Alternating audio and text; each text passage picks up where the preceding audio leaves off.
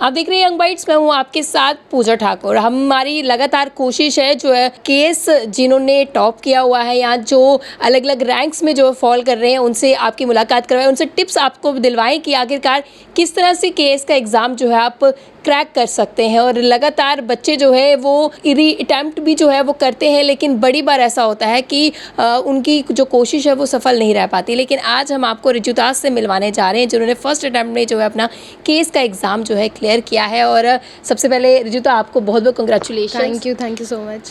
ऋजुता, मुझे बताइए कि आप मेडिकल प्रोफेशन से है, डेंटल सर्जन है और उस अपने काम के साथ साथ जो है आपने अपनी स्टडीज़ भी जो है वो कंटिन्यू रखी। तो सबसे पहले अपना एक्सपीरियंस बताइए कि किस तरह से। एक्सपीरियंस टायरिंग था। 1 साल की जर्नी रही है मेरी, शॉर्ट जर्नी रही है, बट मेहनत हार्ड वर्क तो करना पड़ता है, तो there is no substitute for hard work. But hard work के साथ साथ I would say smart work भी बहुत ज़रूरी है। So before starting the preparation मैंने एग्ज़ाम को समझा कि एग्ज़ाम की नीड क्या है, and then I plan my own strategy. मैंने 2 महीने पूरा सिर्फ टॉपर टॉक्स ही सुना है कि उन्होंने क्या किया, ऐसा क्या है जो मुझे करना चाहिए, बुक्स क्या है, स्ट्रैटेजी क्या होनी चाहिए। फिर मैंने बुक्स जो है वो जॉट डाउन की कि मुझे क्या बुक्स चाहिए। तो सब एस्पिरेंट्स की तरह मैंने भी वही गलती की कि पहले बहुत सारी बुक्स मंगवा ली, बट मेरे को ये समझ आया कि जो बुक शायद किसी टॉपर के लिए यूज़फुल रही हो वो शायद मुझे नहीं यूज़फुल रही हो। At the end of the day हम लोगों को क्या चाहिए कि हमें एक टॉपिक समझ आना चाहिए, वो आपने चाहे जो मर्ज़ी बुक से किया हो। तो मैंने फिर वो मिस्टेक नहीं की। मेरे को जो अपने हिसाब से सही लग रहा था मैंने प्लान पूरा अपने हिसाब से कस्टमाइज़ किया, and then I went in for किस तरह का ये प्लान था, ये भी जानना हम चाहेंगे। प्लान व्यूअर्स देख रहे हैं वो ज़रूर जानना चाहेंगे कि किस तरह से फर्स्ट अटैम्प्ट में जो है एग्ज़ाम को क्रैक किया जा सके। और जिस तरह से आपका प्रोफेशन भी मेडिकल से जुड़ा हुआ है, 19th रैंक पे आप आए हैं, तो सबसे पहले टिप्स भी हम जानना चाहेंगे कि किस तरह से आपने अपनी स्ट्रेटजी बनाई। जी, क्योंकि मेरा ये बिल्कुल भी फोटे नहीं था, एरिया नहीं था, coming from a medical background, तो मुझे एक गाइडेंस की ज़रूरत थी। तो मैंने विजन का एक ऑनलाइन कोर्स लिया था जहाँ से मुझे गाइडेंस मिली, एक डायरेक्शन मिली कि मुझे कैसे प्रिपरेशन करनी चाहिए।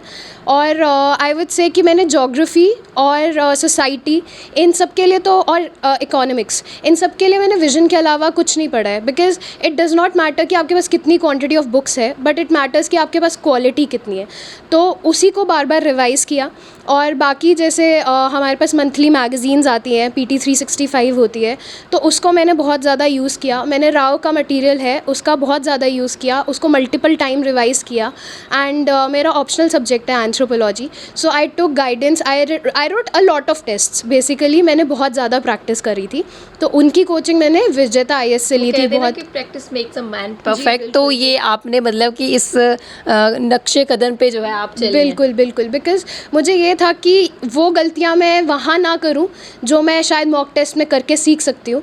तो मैंने बहुत टेस्ट लिखे थे और आई थिंक इसी वजह से मेरे पेपर भी सारे टाइम पे कंप्लीट हुए। I did not leave any question. और मार्क्स तो बड़ी सारी ऐसे एस्पिरेंट्स होते हैं जो लगातार अलग अलग जगह कोचिंग भी लेते हैं, उनकी अलग से क्लासेज भी जो डबल कोचिंग भी जो है वो लेते हैं, एक्स्ट्रा क्लासेज उसमें अटेंड करते हैं। तो आपका क्या कहना है कि आपने किसी इंस्टीट्यूट से कोचिंग ली या आपने ऑनलाइन ही जो है ज़्यादा फोकस किया? मैंने सब ऑनलाइन ही किया है, मैंने घर से ही बैठ के प्रिपरेशन करी है सारी। मैंने विजन का ऑनलाइन कोर्स लिया था, वो क्लासरूम प्रोग्राम था। तो एक गाइडेंस की तो ज़रूरत होती है, क्योंकि जिसके पास स्टार्टिंग में एक पुश ना हो, कोई एक गाइडेंस नहीं हो, वो गाइडेंस की तो ज़रूरत होती है। तो आई वुड से कि अगर आपके पास स्ट्रैटेजी रेडी है या कोई आपको समझाने वाला है तो शायद आपको गाइडेंस की ज़रूरत नहीं पड़ेगी। But coming from a medical background तो मुझे ज़रूरत थी, इसीलिए मैंने एनरोल किया। बट मल्टीपल कोचिंग्स का मुझे नहीं लगता कि कोई बेनिफिट होगा। क्या लगता है आज के टाइम पे जो मल्टीपल कोचिंग्स ली जाती है वो सिर्फ एक ट्रेंड बनाया हुआ है कि हम कोचिंग लेने के लिए जा रहे हैं, एक उस चीज़ को लेकर है, या सच में उसकी नीड भी रहती है? अगर आपके पास आपके हाथ में स्मार्टफोन है फिर भी आपको कोचिंग लेने की ज़रूरत पड़ती है? आई वुड से कि data is the new oil. तो एक अगर जगह वो बून है तो वो बेन भी है। तो इसीलिए बहुत ओवरलोडिंग ऑफ इन्फॉर्मेशन है, इसीलिए बच्चे बहुत ज़्यादा कंफ्यूज्ड रहते हैं और उस कन्फ्यूजन को मोनेटाइज यूजली कोचिंग इंडस्ट्री करती है। तो यही है कि लेकिन हम लोगों को ये है कि अपनी स्ट्रैटेजी बनाएं, उसी पे चलते रहें, अपने पे भरोसा रखें। जब खुद पे भरोसा होगा तो फिर मंजिल मिल जाएगी। बहुत ही प्यारा इन्होंने कहा कि खुद पे भरोसा होना जो है वो बहुत ज़्यादा ज़रूरी है, क्योंकि जब तक हम खुद पे भरोसा नहीं करेंगे कि हम ये चीज़ कर सकते हैं तब तक हमें कितनी भी मोटिवेशन मिल जाए हम नहीं कर पाएंगे। क्योंकि सबसे पहले हमें खुद को मोटिवेट करने की ज़रूरत, तब जाकर हम औरों को मोटिवेट कर पाएंगे। मुझे पता है जब लिस्ट रिलीज़ हुई तो कैसे था, कितनी एक्साइटमेंट थी, एक्साइटमेंट से ज़्यादा नर्वसनेस कितनी थी? सुबह से तो बहुत ज़्यादा एंग्जाइटी थी बिकॉज़ किसी को नहीं पता होता कि नाम आएगा भी कि नहीं आएगा लिस्ट में। तो I was just praying to God कि भगवान जी प्लीज़ लिस्ट में नाम आ जाए। बट 7 बजे तक तो रिज़ल्ट नहीं आया था, तो मैं बास्केटबॉल खेलने गई थी और वहाँ पे जैसे पहुँची तो वहाँ पे पता चला कि रिज़ल्ट आ गया एंड मैं भागते भागते घर आई, मम्मा पापा को बताया and that was a great moment. चलो आपके जो है आगे भी आप कामयाबी जो है ज़रूर हासिल करें। ऋतुजा, मुझे बताइए कि आप मेडिकल प्रोफेशन से ऑलरेडी है, तो कैसे आपका रहा कि मुझे केएस भी करना है? मेरा bent of mind towards administration था, तो स्टार्टिंग से ही था कि मुझे एडमिनिस्ट्रेशन में जाना है। पहला केएस था, आईएएस था और साथ में था कि अगर ये नहीं हुआ तो plan B would be hospital administration. But luckily मुझे प्लान बी की ज़रूरत नहीं पड़ी, मेरा प्लान ए ही सक्सेसफुल हो गया, तो दैट इज़ इट। तो अभी जो आपका प्रोफेशन है डेंटल सर्जन, आप तो उसका क्या करेंगे? उसको भी साथ में परस्यू करेंगे? अभी तो फॉर एज ऑफ नाउ तो नहीं होगा, बट ऑब्वियसली जो भी वैल्यूज़ मैंने लर्न करी हैं during the whole journey of dentistry also, वो भी मेरे साथ रहेंगी एंड होपफुली मैं वो सारी चीज़ें, अपनी एक्सपर्टीज़ जो है वो इसमें भी यूज़ कर तो पाऊँगी। आपकी कामयाबी के पीछे आप किसे श्रेय देना चाहेंगे? मम्मा पापा? सबका ही श्रेय है। सबसे पहले तो ऑलमाइटी, बिकॉज़ उनकी ब्लेसिंग्स, उनका वो लक फैक्टर बोलते हैं ना, अगर वो नहीं होते तो शायद आज लिस्ट में नाम भी नहीं होता। देन माय फैमिली, मम्मा पापा, मेरा भाई, बहुत ज़्यादा, सबने बहुत ज़्यादा सपोर्ट करा है। मतलब मैं कभी भी डाउन होती थी, इन लोगों ने कभी भी मुझे ऐसे फील नहीं होने दिया कि नहीं तुम नहीं कर सकते हो, हमेशा मोटिवेट करते रहना। मैं सुबह 5 बजे, जब 6 बजे लाइब्रेरी जा रही हूँ तो मम्मा टिफ़िन रेडी रखते थे। मतलब मुझे कोई काम करने की भी ज़रूरत नहीं पड़ी। पापा क्लिनिक से फ्री होने के बाद मुझे घुमाने ले जाते थे कि माइंड चेंज हो जाएगा। एंड आई वुड से कि जैसे सब एक बंद कमरे में करते हैं ना कि नहीं मेरे को किसी से मिलना नहीं है, सोशल इंटरेक्शन कम कर दो।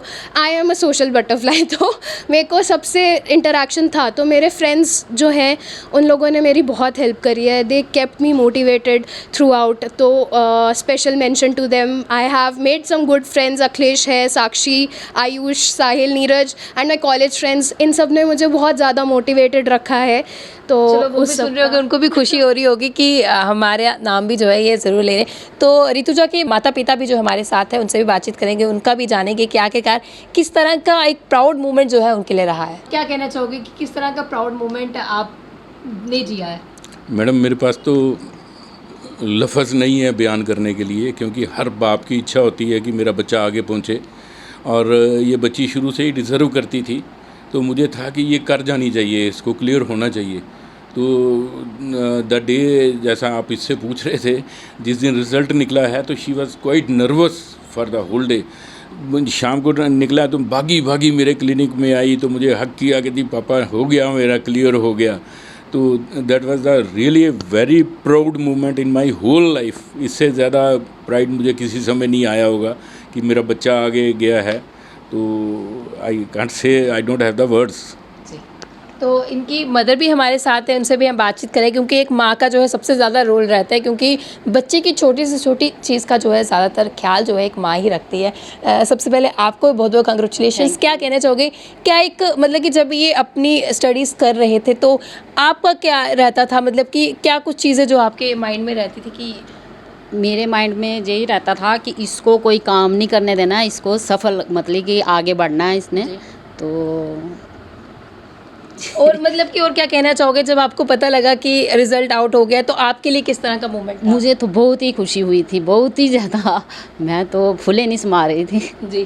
तो अभी आगे मतलब कि क्या कहना चाहोगे आप, मतलब कि उनको जो भी पेरेंट्स हैं जो अपने बच्चों को सपोर्ट तो करते हैं लेकिन इतना ज़्यादा नहीं, क्या एक आप भी टिप्स देना चाहोगे उन बच्चों की मदर्स के लिए या उन पेरेंट्स के लिए? क्या देना चाहोगे कि किस तरह से अपने बच्चे को जो है मोटिवेट करें, सपोर्ट करें? उनको हर समय सपोर्ट करना चाहिए बच्चों को। जब भी बच्चा डाउन हो उसके साथ ही रहना चाहिए हमेशा। धन्यवाद हमारे साथ जुड़ने के। तो हमारे साथ ऋतुजा के माता पिता थे जिन्होंने अपना एक्सपीरियंस बताया। एक प्राउड मोमेंट जो है उनके लिए रहा। हमारी जम्मू की बेटी, जिस तरह से बात की जाए ऋतुजा की, तो उन्होंने 19th रैंक जो है वो हासिल किया है और ये कामयाबी की ओर बढ़े, और हमें उम्मीद करते हैं हमारी जो शुभकामनाएं हैं इनके साथ है, ये अपने आने वाली लाइफ में और ज़्यादा सक्सेस जो है हासिल करें। अगली अपडेट लेकर फिर मैं हाजिर होंगी, तब तक के लिए आप देखते रहे यंग बाइट्स। वीडियो जर्नलिस्ट अमन शर्मा के साथ मैं पूजा ठाकुर, यंग बाइट्स जम्मू।